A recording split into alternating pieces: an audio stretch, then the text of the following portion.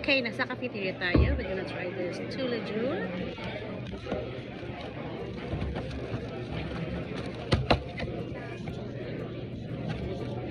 Ube.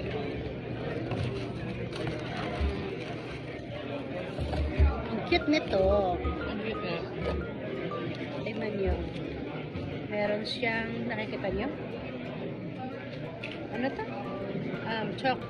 White chocolate daw yan. And it's ube. So we're gonna give it a try. Cute na nalagyan niya. I'm so excited. Alam mo, meron pang isang Korean, I think Korean, similar to this. May donut din sila. It's brand new. Sa may food court.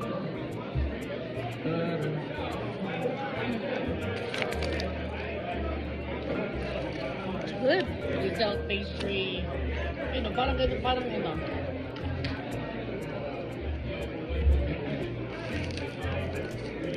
Masarap siya, Tay. Oh, yeah? Natima mo na ba? Hindi pa. It's okay. It's okay. It's good. Tayo na lang mag-share tayo kasi ito na sa akin tayo ha. Chocolate.